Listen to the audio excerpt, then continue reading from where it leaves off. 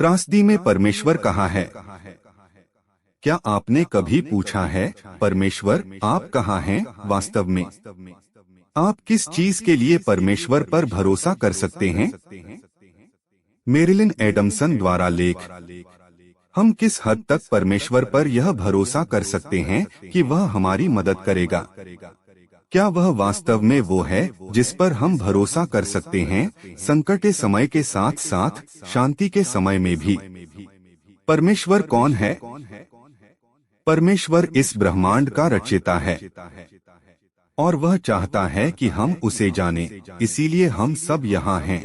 यह उसकी इच्छा है कि हम उस पर भरोसा करें और उसकी शक्ति, प्रेम, न्याय, पवित्रता और अनुकंपा का अनुभव करें। अतः वह उन सभी से जो इच्छुक हैं कहता है, मेरे पास आओ। हमारे विपरीत परमेश्वर जानता है कि कल, अगले सप्ताह, अगले महीने, अगले साल, अगले दशक में क्या होगा। वह कहता है, मैं ही परमेश्वर हूँ और मेरे तुल्य कोई भी नहीं है। मैं आदिकाल से ही अंत की बातें बताता आया हूँ। वह जानता है कि संसार में क्या होगा और उससे अधिक महत्वपूर्ण बात यह है कि वह जानता है कि आपके जीवन में क्या घटने वाला है। और यदि आपने उसे अपने जीवन में सम्मिलित करने का चुनाव किया है तो वह आपके लिए वहाँ होगा। वह हमें बताता है कि वह हमारा शरण स्थान और बल है, संकट में अति सहज से मिलने वाला सहायक। पर हमें उसे खोजने का एक सच्चा प्रयास करना होगा। वह कहता है, तुम मुझे ढूंढोगे और पाओगे भी जब तुम मुझे सच्चे हृदय से खोजोगे, तब मुझे पाओगे। कठिन समय में परमेश्वर कहाँ है? इसका यह मतलब नहीं है कि जो परमेश्वर को जानते हैं वे कठिन समय से बच जाएंगे।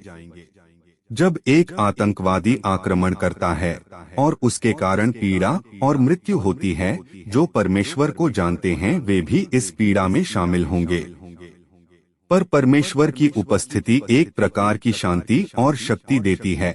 यीशु मसीह के एक अनुयायी ने इसे इस तरह बताया है, हम चारों ओर से क्लेश तो भोगते हैं पर संकट में नहीं पड़ते। हम परेशान तो होते हैं पर निराश नहीं होते।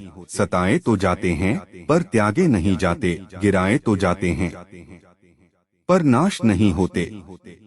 वास्तविकता बताती है कि हम जीवन में समस्याओं, संकटों, कठिनाइयों का अनुभव करेंगे। हालांकि परमेश्वर को जानते हुए यदि आप उससे गुजरते हैं तो आपकी प्रतिक्रिया उसके प्रति एक अलग तरीके से होती है, जो कि आप अपनी शक्ति में नहीं करते परंतु उसके सामर्थ्य द्वारा ही कर सकते हैं। किसी समस्या या संकट या कठिनाई में ऐसी क्षमता नहीं है जो परमेश्वर के लिए दुर्गम है। वह उन सभी समस्याओं, कठिनाइयों से बड़ा है जो कि हमारे सामने आती हैं। वह उन समस्याओं का सामना करने के लिए हमें कभी अकेला नहीं छोड़ता। परमेश्वर का वचन कहता है, यहोवा भला है, संकट के दिन में वह दृढ़ गढ़ ठहरता है और अपने शरणागतों की सुधि रखता है। और जितने यहोवा को पुकारते हैं, अर्थात जितने उसको सच्चाई से पुकारते हैं, उन सबों के वह निकट रहता है। वह अपने डरवैयों की इच्छा पूरी करता है और उनकी दुहाई सुनकर उनका उद्धार करता है।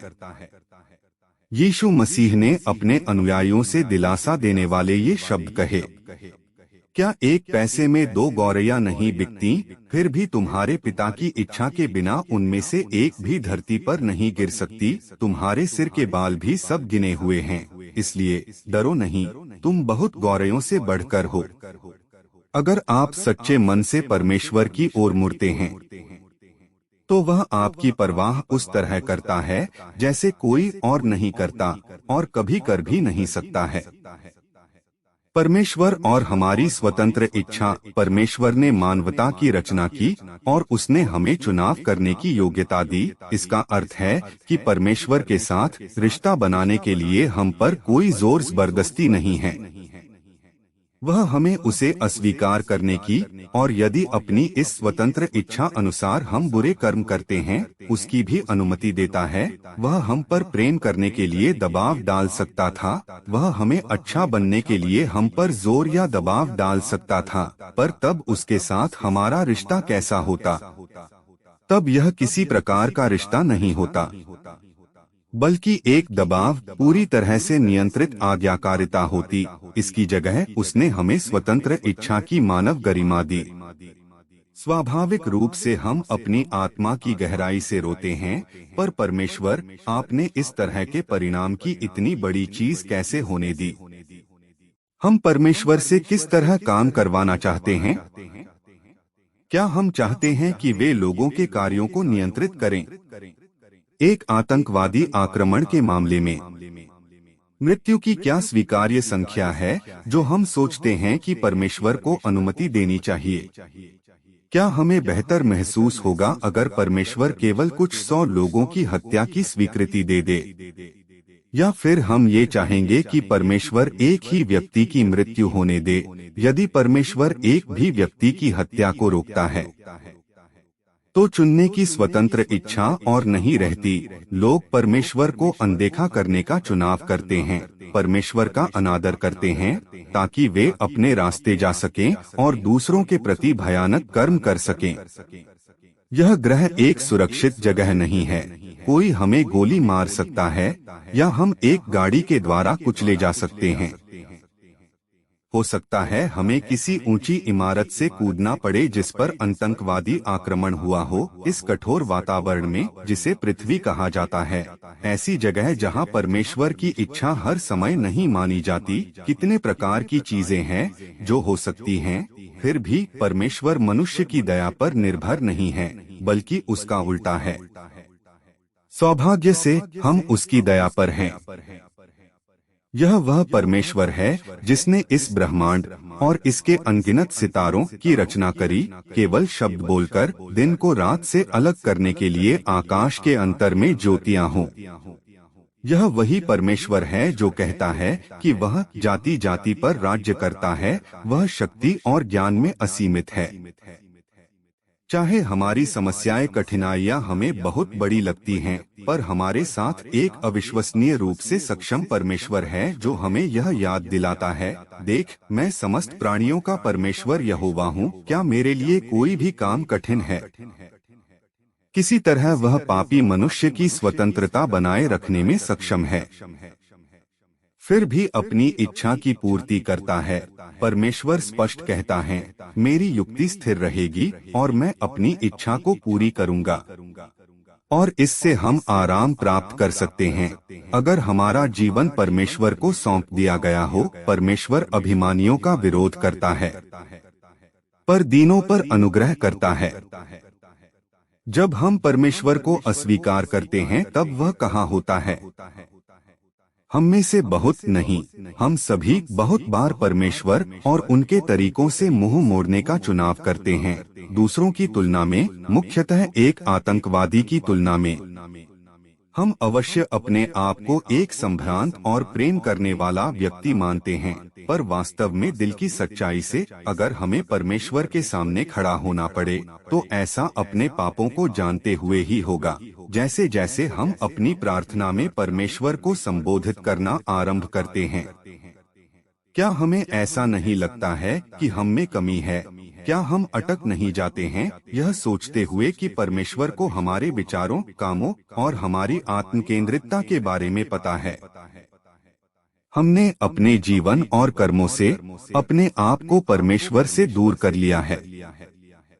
बहुत बार हमने अपना जीवन ऐसे बिताया है जैसे कि हम परमेश्वर के बिना अपना जीवन आराम से बिता सकते हैं। बाइबल कहती है, हम तो सब के सब भेड़ों की नाई भटक गए थे, हम में से हर एक ने अपना अपना मार्ग लिया।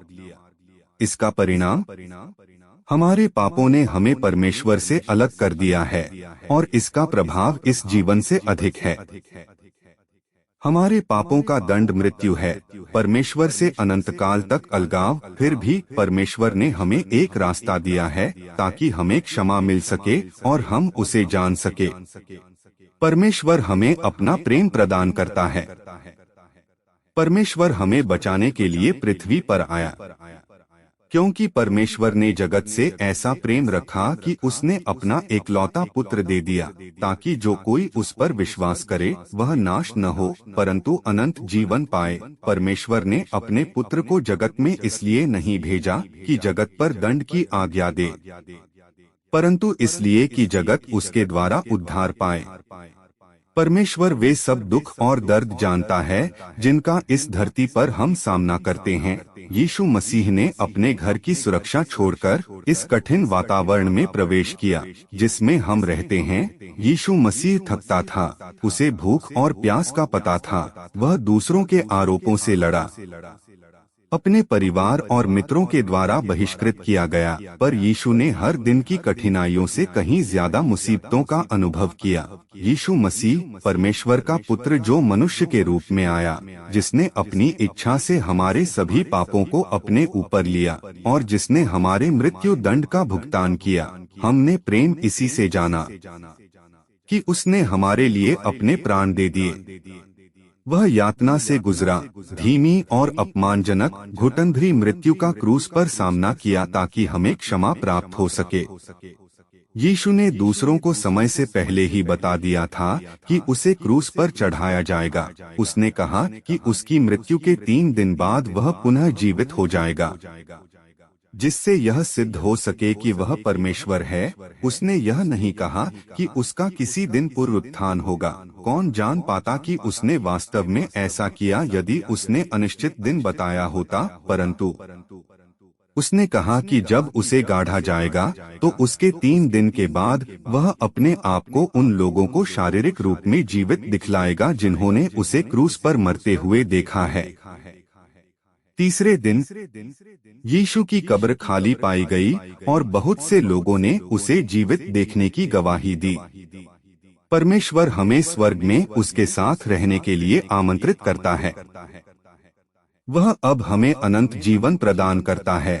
हम इसे अर्जित नहीं करते हैं, यह हमारे लिए परमेश्वर का उपहार वरदान है, जिसे हम प्राप्त करते हैं जब हम उसे अपने जीवन में प्रवेश करने के लिए कहते हैं। परमेश्वर का वरदान हमारे प्रभु मसीह यीशु में अनंत जीवन है।